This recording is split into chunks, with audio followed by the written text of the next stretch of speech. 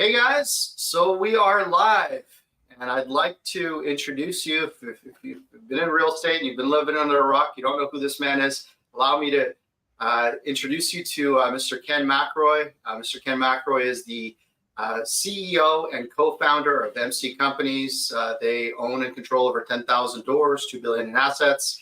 I've been following Ken for just over 20 years now and been fortunate enough to get in on a few of his deals early on, raise a bunch of capital for a bunch of stuff that he was doing after the 08-09 crash. Ken, it's so good to have you here, sir. Thank you. Thanks, man. Great to see you, as always. Can't wait to see you in August, too. That's right. That's right. Well, we're definitely going to be talking about that because I'm super pumped with what you guys are doing. The other thing, Ken's bio CV is quite extensive. One of the other things, because Ken has more time on his hands, he also co-founded something called the Limitless Expo, which we're going to talk about here as well. So cool, Ken, let's just jump right into it right away. Because when I saw you back in spring of this year, we were talking about, stay alive till 25. We were talking about what was going on in the market with interest rates and, pretend and extend and all these loans going out there. A couple months later, what are you seeing now? Is it still a stalemate? Are there more deals? Like what's happening? What are you seeing? Yeah, good question. Yeah. Well, it's really, the thing about real estate, it's very slow moving, and so it's like a poker game, right? The syndicators or the guys that raised money a year, 2, 3 years ago, let's say, they're still holding their cards as long as they can. But, the debt, the bank, the equity, they know better. At some point, they're going to have to fold. That's what's happening. So it's really a game of who's got money that can fund kind of shortfalls. And specifically, I'm talking about interest rates. Interest rates have really changed the dynamic of a deal. So like if we started to, let's say we started to build something 3 years ago and the interest rate was, let's say 5, today it's 10, or maybe we're doing some kind of a value add where the interest rate was, 4, and, today it's, let's say 7, 8, or 9. So all things being equal, just the interest rate increased the mortgage payment so much that cash flow is gone. And then, of course, that's changed the pricing. So that's really what's happened. Yeah, we can go down the inflation rabbit hole and the, rent softness and all that kind of stuff. At the end of the day, the big thing that really got everyone was the interest rate increase. And so that's making its way through. And what we're starting to see, if this were, let's say, a 9-inning baseball game, I would say we're in like inning 3 or 4, where people are now realizing that they might not win this game. And so we're starting to see deals come to market. We're starting to see lenders kind of restructure deals. We're starting to see new equity come in to existing deals. And so there's disruption going on, but it's not really that apparent yet, but we're certainly hearing it. Yeah. Well, I remember, and one of the things I've always that's resonated with me that you've always said on multiple occasions is you never want to catch a falling knife, right? So yeah. How are you, because it's interesting that you say it's in the 3rd or maybe 4th inning in a 9-inning game, because there's guys out there pumping all kinds of stuff as if, this is the deal of a lifetime. This is the dip. You might as well buy now. What are your thoughts on that whole thing? Yeah, so I think you got to back up and understand that the real estate market is not one market, right? Like, so as you know, like even in Canada, like Vancouver and Toronto could not be more different, right? So same thing everywhere. Seattle is operating so differently than Phoenix and so differently than Miami, and so you got to really look at real estate locally. And then take a look at what's going on. So what's happening, there's a whole bunch of factors that, and the whole real estate market is definitely not crashing. So that's for sure. There's different things going on with single family than there are in multifamily, than there are in office and retail, and, they just operate so differently. And so, like one really good example is the malls are kind of dead, right? And because people are now shopping online, and so that's actually helping industrial as an example. And As homes become more unaffordable, people divert into rentals, and so it makes multifamily a little more desirable. So you have to really look at the into the details, and so and partly what's really happened, Marston, is there's been a big shift of where people want to live and be and work. And that's Yeah. actually a really big deal. And so never more have we seen that. Obviously, the pandemic changed a lot of things, and it changed how people work from home. It changed from where people wanted to be, with the governments and the how safe they felt, and just a number of things. And people are just deciding on where they want to be. And so that's changed the real estate dynamics a lot. And that's actually what I'm focused on is, you've got areas that are really, really in trouble because people are moving out of there. And then you've got, and so like when a lot of people move from somewhere to somewhere else, it actually puts a lot of stress on the housing in a positive way if you own it, right? But if you own stuff from where they're moving away from, you're in trouble. But if you own stuff to where they're moving to, you're going to do fine. So a lot of it just depends on what that person is saying and where they're doing it, But there is a lot of people out there saying the sky is falling. I don't think it's falling at all. Yeah. Well, and it's interesting because I think it was I watched one of your talks when you were talking about how the CMBS market is kind of thawing, and the refinances are this year, next year, and obviously 2027. So you've got that, you've got the crystal ball and where the interest rates are going to go. You got the elections, you got all the different things in there. And I ask you that I put all that out there in the context of you had made some content how you plan to buy $1 billion in real estate in the next year. So how is MC Companies navigating, like what's the underpinning strategy thesis behind all that? Because if I know anything about you, Ken, you're not a short-term thinker, right? So No. what is the underlying thesis behind what you're doing? Well, you got to start with, first of all, it's not an on or off switch. Like I don't just go, yes, I'm going to buy now, or there's a tremendous amount of thought behind it, obviously. So let me give you a couple of examples. Real estate is always what people see, and what they see depends on their experience and their wisdom and their team and all that kind of stuff. So you and I both know sometimes you sit with somebody who's really pro stock market and another person who's pro real estate. They just don't see eye to eye, and that's okay. I don't really care. I'm just saying that they have biases, and it's kind of what you see. So the opportunities that everyone cannot see are the real opportunities, right? Like they really are. That it's like what am I seeing that other people aren't seeing? And then of course from there you have, will they take action or not? Like the pessimist always sees difficulty, and the optimist or the realist always sees opportunity. And I think you just have to follow the math. And what I mean by that is, if you look at some stuff that's going on, whether it's in Canada or the US, it doesn't really matter. You look at some very basic things that are hurting the common person, the consumer, and that is inflation, affordability, all of those things. They're getting crushed right now. Wage growth is not keeping up with the expenses that they've got, and the government is, just in my opinion, just piling on that person, and it's just horrible. And so now we can bitch and we can moan and we can say whatever, about all those things, and we can go down all those rabbit holes, or we can just say, what is that?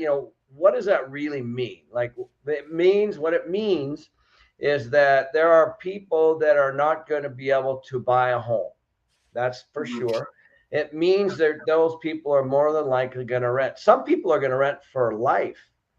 And that's actually not good, because in my opinion, people are supposed to rent, build credit, buy a home, build, wealth, and not have to rely on, let's say, the stock market or a financial planner or something like that. So, but that is the truth. That's where we are. And so if you take a look at, like, even in Canada, like over 60% of the people, just like in Quebec or Halifax or Montreal or Toronto or Vancouver, I mean, you're talking about, 40, 50, 60% of the people rent, like in those markets, period. that is a fact, right? And we have the same issues in, call it New York or Miami or some of the other really higher end markets. And so from my standpoint, what I'm always trying to do is say, where are people going?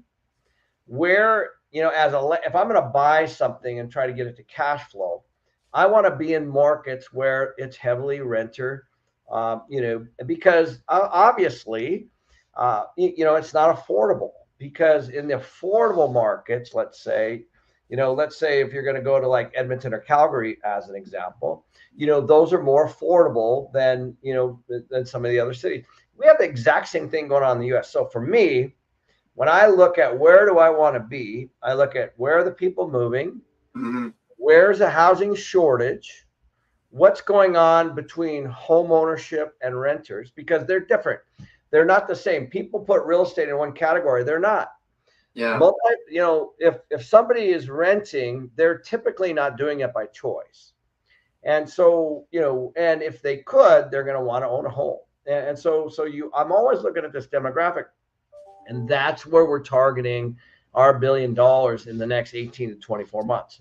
And by the way, we're already on the way. Like, I've got 7 projects in the construction phase. We got $100 million in escrow right now. These are not like, I mean, these congratulations on that deal in Vegas, by the way. I know thanks. you guys like on that thing was a monster. Well, so let's use that as a case study, because Sure. The whole thing with Vegas is there's always this boom bust. So what you guys are building, you guys are going in the ground, was it 400 plus units, right? Well, on the Vegas one, it's actually it's a great story. We actually are buying something that somebody else built. Oh, that's what it was. And is trying to stabilize. So what happens is a lot of times there's debt and there's equity, and then you start construction. And in this particular case, the developer isn't able to stabilize the project. It's an operational problem. So all the construction is behind. There's certificates of occupancy on the whole project. It's brand new. They still have the high expensive debt, and the equity partner is saying, we want out. So we came in and we're buying that property below replacement cost. Wow.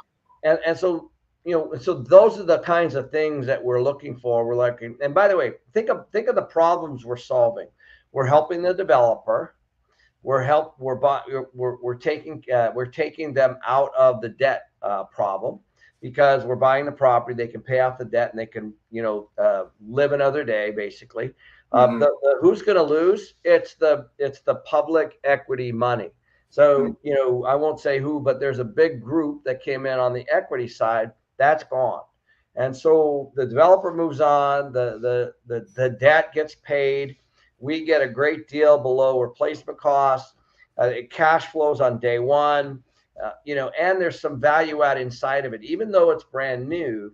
And there's about $180 per unit in rent lift inside of the existing rent roll that we'll get, over a couple year period. So it's not anything we're going to try to get right away, and those are the kinds of deals that we're starting to see. So, and we can forego all of that construction risk and all of that interest rate risk and all that stuff, right? That's amazing. For those of you who are thinking about that, if you could forego all the construction that Ken just mentioned, I mean, you guys build as well. Your partner Ross is, that's what he does. But if you could forego that and pick up things at the certificate of occupancy period, I mean, and you're buying it below what it would have cost you to build, you're taking all that risk off the table. That's incredible. Yeah. So, and you mentioned you're seeing a lot more of that opportunity coming up. Without a doubt. And that's what I'm talking about. Those are they're hard to find. It's not like, okay, I'm ready, I'm going to go out and they're everywhere. That's not how this is. I mean, we look at 50 deals a week. I have a machine at this point with 300 people working for me, and I've been doing this for 25 years. But the point is, we're slowly finding stuff like that. And what you're really trying to do is you're trying to find distress. So what does distress mean? It doesn't mean when you drive up, the property looks like crap. That's not what it means. What it means is that behind the scenes, there's not enough money to pay for the project each month. And those are things that you can clean up. And you know, a lender does not want a property deteriorating, and either does the equity partner, and nobody wants that. So what you do is they have to discount it, restructure it. A new group comes in. By the way, we've seen this over and over and over and over, like everywhere in the world. This is exactly how. I mean, I always tell people, you know, like when you buy, like whatever you buy, like it could be a golf course community. It doesn't really matter what it is. You always want to try to be that second one. You know what I mean? You want to come in and buy at the discount leader. Like everybody knows this, and some of it is the market cycles, and some of it is just the dynamics that can change based on the asset class itself. Like right now, retail's, you know, taking it in the chin because of, you know, let's say Amazon and some of the online shopping. Actually, grocery stores we're starting to see them shrink because of the you know, people are ordering and they're having the food right delivered, and so, you know, work from home is affected because of the pandemic. You know, and we got affordability problems just like you guys. I mean, you guys actually, Canada's. I mean, you guys are like $700-800. I mean, in Vancouver, it's way more. It's over $1 million to, you know, just to buy something, and that is so high. Like the U.S. should be on sale to you guys. It's $450,000. That's our average price right now. You know, and you know, everybody's bitching down here, but the reality is, when you start pumping a bunch of immigrants into the economy, it creates population demand. If there's not enough supply, it makes things go up. And you know, in Canada, 1 of every 4 people is an immigrant right now. Yeah. And it looks to me like it's going to go up more. And also the U.S., you know, not to be too political, but apparently our border is wide open. So, you know, and so those people, what do they need? They need housing. They need food. They need, you know, whether they're here illegally or not, you know, there's all kinds of stuff they need, period. Like, it's just people creating demand on stuff, right? Well, and it puts so much, what was the expression you had to do with, this is the year of was it the pig through the python, right? Where you have all working their way through. And it's interesting, actually, fun fact for all the viewers and listeners, the US is actually the most affordable market in the G8. So all the countries that are the most, you know, first world, so to speak, the US is actually the most affordable. Now, the exception is like living in like Naples, Florida, or Malibu, or whatever it is. But like on average, the US is super affordable, which makes, you know, worldwide investment into multifamily in the US is kind of become the no-brainer here. So Ken, maybe a good question for you here, because you made the comment about, you know, we've been here before, the economy has had transition. Fun fact for you, like literally in 2011, 2012, when the market was just thawing, I was in Arizona looking at medical plazas and all kinds of stuff. And I had guys basically saying, here, take the keys, give me $1 and just take over our payments, because they wanted to get out of it. That's how bad it was. And, you know, I'm sure you saw tons of opportunity. Actually, I had golf course, people trying to give me golf courses. Like, it was just take over the liability and let me out, basically. But my question to you, Ken, is, so today, 2024, going into the next couple of years, you've seen this cycle multiple times. So are there any learning opportunities from the last time you went through this cycle compared to this time, and what you're doing differently, more or less of, just for context? Yeah. Great question. So the 08, 09, 10, you know, of course, we all went through that. I went through that. Great learning experience. That was really a single family housing bust. So, you know, it's very different. Now, why is that important? It's important because that's the more of a consumer issue, right? And so what was happening is people were falling out of single family into the rentals, and that's exactly what pushed the rental market up. So I'm going back to, you know, let's say 08, 9, 10, but that wasn't very long ago. I mean, it's just a little over 10, you know, plus years ago.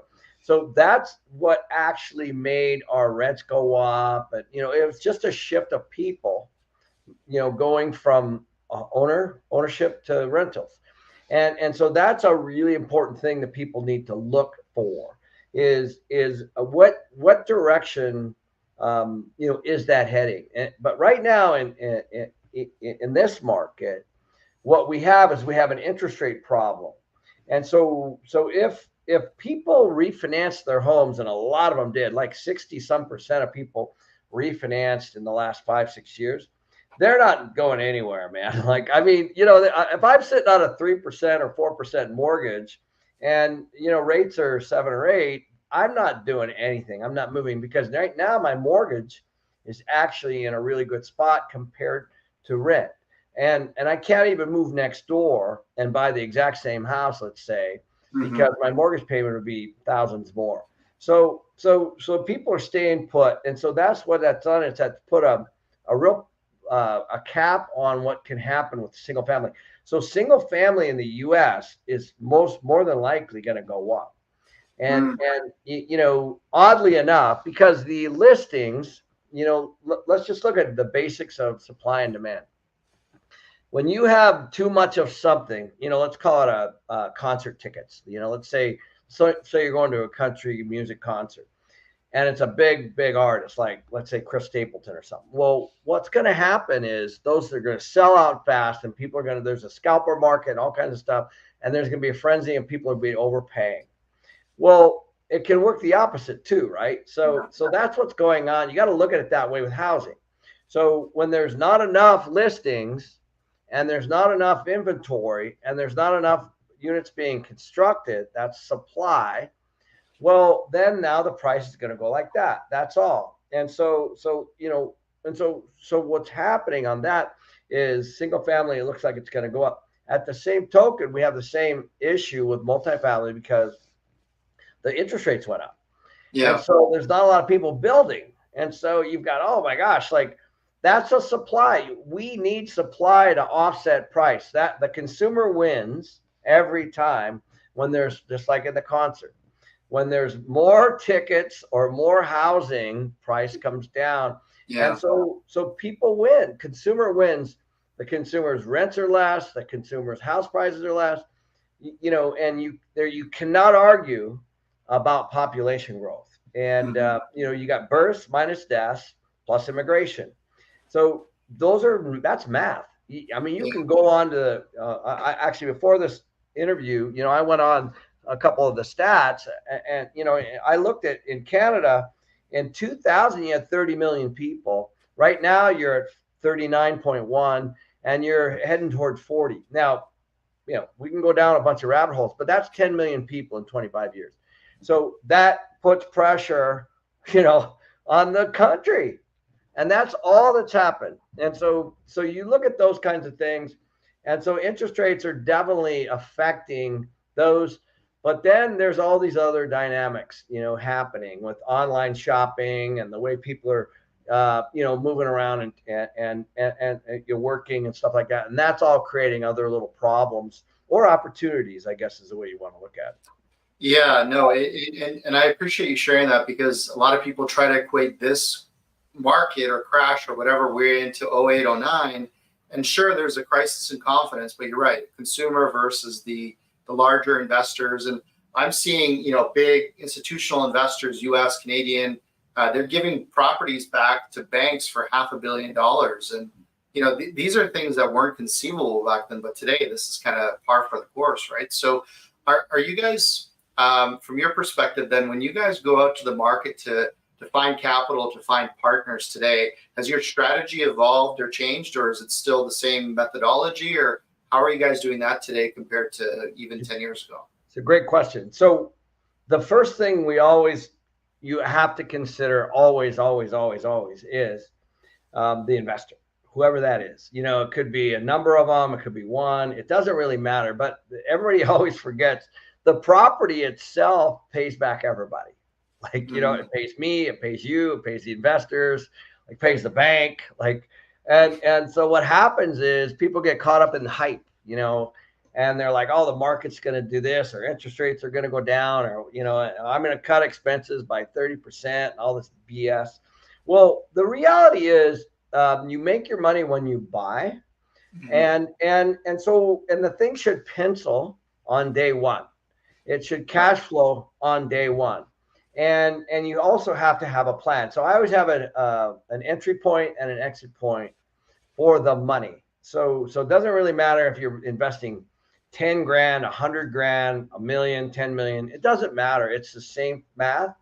It always needs to cash flow on day one. And so when we see things like in 08, 9, 10, when the banks were taking back stuff like you guys are starting to see, that's a huge opportunity. People look at that and they talk about it, and the media talks about it, and and if you get caught up in it, you start, it's like a happy hour discussion. But really, the banks are in trouble, man. Like, so go bail them out. Like, go fix their problem. The banks are not supposed to own real estate. They and so it's just how you look at it. It's what you see. So in 08, 9, 10, 11, I was buying properties from the bank, and they were broken. They were a mess. And I was negotiating with the bank. I'm like, this is, I'm not going to buy it for what you all want it. I'm going to buy it for this. And so some of that is wisdom and experience and knowing how to buy. But, this is a little bit of a window, when rates go up and it creates cracks for people. There's a window of opportunity. And if you have the right team, and it's not about even having money, you have to have you have to know what to do with it. What the problem with a rising market is, it makes everybody look smart. It drives me nuts, like somebody could buy something and it goes up in a year and they're like, look, I'm a real estate investor. Look how good I am. Well, really what just happened was, the city of Vancouver said, we're not building any more homes, and there's a lot of people moving there, and the rate, home prices went up, and everyone's like, look how smart I am. It is, yes, it's good that they went through that, and I'm glad that they made a little money. But at the end of the day, it's down into those kinds of details. Like, invest in markets where, if you want to be a landlord, invest in markets where cities don't want rental housing, it's tough to build, and they're restricting supply, and there's a lot of people moving there. I mean, you know what I mean? So that's how you make money. Yeah. I'm just sitting here nodding. When I saw you last time, Ken, we were talking about the importance of just getting yourself educated in financial education and all of this. There was a concept that I'd come across once. There's 4 levels of competence. There's unconscious incompetence, where you don't know, conscious incompetence, where you don't know, and then conscious competence, where you can kind of do things, but you're still consciously paying attention. And then hopefully one day you get to a level of proficiency where, like you are with MC Companies, so you become unconsciously competent. Now, my question to you is this: going through that sort of journey in your entrepreneurial the degrees of understanding and competence, things like the Limitless conference. This is the thing that I wanted to chat about as well, because when we talked back earlier this year, you were telling me how you guys were doing these events and you were trying to get out to a bigger audience. So maybe talk to us a little bit about that, because you probably didn't need any more projects on your plate, right? You had this thing. You and Tarl, your partner, you guys put this together, and kind of talk about that, because there's people listening and they're like, well, how do I get those phone calls from the banks? How do I find those investors? How do I put those deals together? How do I, start to become the person that can do the things that you're talking about? And, maybe talk a little bit about that. Sure. Well, at this point in my life, I've been to so many seminars and personal development things that I know which ones I want to go to now. And the last thing I want to do is go anywhere and be sold anything. Like, I hate that stuff where you go to the back of the room, hold up your credit card, all that kind of crap. I hate that. So I was like, why can't we just do like a really pure event with really good people that are actually doing it, not paid speakers, and not like these big people are just selling tickets and somebody who just wants to see somebody like a concert. And so it's been hard to find real people doing real deals. These are people that a lot of people might not ever know. I got guys that are doing all kinds, they're crushing it. And I know a lot of these folks too, like crushing it. And I got a buddy, for example, that is really pioneering real estate wellness. Like it's not even on the radar. Nobody's even looking at this, but wellness is a huge thing because of the retiring baby boomers and, mostly women. They're, trying to stay young, and so the big spa and, all that stuff, it's massive. And so he's tapped into it, partnered with Deepak Chopra. They're doing a big facility in Park City. And so I got him speaking, right? And he's not a speaker.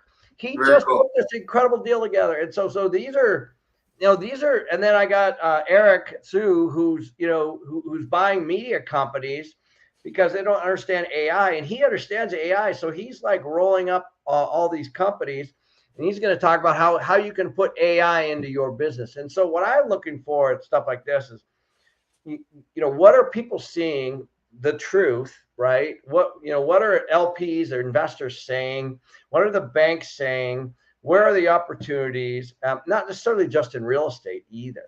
And because in every single deal, as that we see so much. And so I think that we're just trying to make sure that the right people are on the stage. They're not selling and they're just teaching.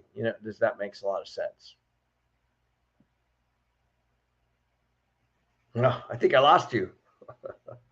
I think we're still live though. So I don't know if we can open this up to chats, but that'd be great if we can. Hopefully.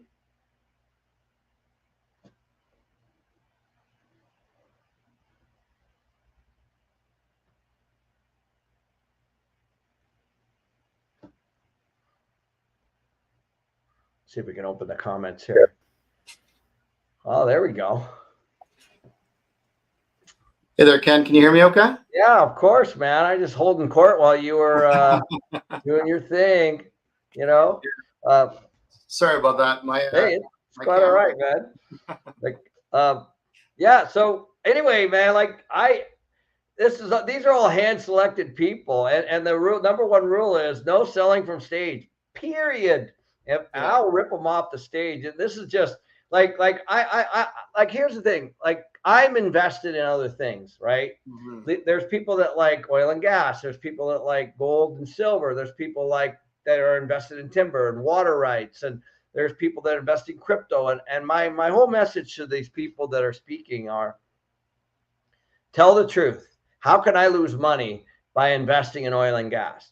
And these are conversations I'm having before they even get on stage, and then I'm moderating too on a lot of them. I'll call them out right there. And I'm like, hey, stop selling, How does somebody lose money in your business? What are the things they're supposed to ask? This is what people want to know, because what do they have? They have the stock market. And for a lot of people, that's all they got. And I'm like, that's BS. We should be able to sit in a room and really ask all the right questions. And there's some people crushing it. We have this gal, Lisa Sutton, who she's going after the UPS mailbox stores, those little. I saw that girl. It was really cool. Crushing it. She's crushing it. I think she's got 50 of them going or something. And there's all these people, they're doing these cool things all over the place. And so if you watch the news or read the newspaper, you might think things are, Rome is burning, but and it might be for some people, but at the end of the day, it's really, again, it's back to the pessimist sees difficulty and the optimist or the realist sees opportunity. So Limitless is a seminar or convention that people are going there to see opportunity, to ask really good questions, and to try to make decisions. Because at the end of the day, all of this boils down to preserving the money that you've made legally, through not paying as much tax, legally, by doing very tax efficient. There's a whole bunch of panels on that. How can I legally, with the money I'm making, actually keep more by investing in the right things. And so, this is, I mean, as that's all we try to do here is just keep what we earned. Well, and what I love about the format here is because I've spoken at a lot of different conferences where I don't do the thing on stage. I don't pitch on stage. I've never, it's not the right way to do it. Right. You break rapport. And as soon as I heard that Limitless, there's no pitching on stage. I mean, look, people are going to do business, obviously, but you don't need to be on stage and be like, hey, run to the back of the room, grab your credit card. None of this stuff. It never rubbed me the right way. So as soon as I saw that, I was like, yeah, that totally lines up with my values.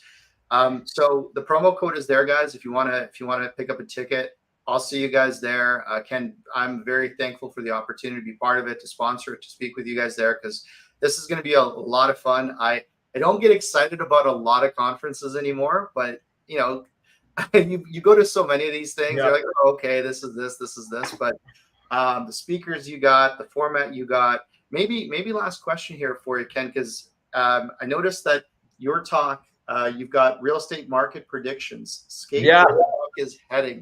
Do you want to maybe finish off with where are we heading? Where are we heading? Well, here's the interesting thing. I mean, I know I'm only 6 weeks, 7 weeks away from the conference, but things are changing. Like even like in the last 30 to 60 days. So right now, you know, if you take a look at just population growth and immigration, you're looking at you know, where are markets popping? Well, they're popping where people are going, and so right now that happens to be in the U.S. at least, Texas, North Carolinas, Florida, Arizona, Tennessee. Those are the markets that people now. Not to say the Midwest isn't killing it, because I'm actually invested in the Midwest through some friends in our mastermind, the collective that we also do, and you know, I got some really good operators out of the Midwest that are that I'm personally investing in, and so that's part of this too. You know, it's like just extending your network out, and so for me, I'm going to get very scientific with data and show people where I think the puck's headed, and you know, and so they can skate to it, right? Like where are the people going? Where are the pressures? You know, that's where I want to be. I want to be where I see high rent growth. I want to be in markets that there's not a lot of supply. In Las Vegas, believe it or not, as much as it's growing, because it's growing like crazy, there's only like 7,000 or 8,000 units being built in the whole city. And the area where I'm buying, there's zero. So, you know, so now I'm buying this great project with no competition coming anytime soon. And so those are the things that I'll be covering in my talk. Very cool. Very cool. Well, Mr. McElroy, we appreciate your time. To everybody here who's been watching and following, I'll see you guys at Limitless. Remember, the website is limitlessexpo.com. You got your promo code there, Marston10, so you can get your tickets. I'll see you guys there. Super excited about this. Again, there are very few conferences I get excited about. I can't wait for you guys to put this on. Amazing. Thank you. 2,000 people, man. That's where we're at right now. So you're going to love it. Amazing. Thank you, sir. Anytime, man. Good seeing you.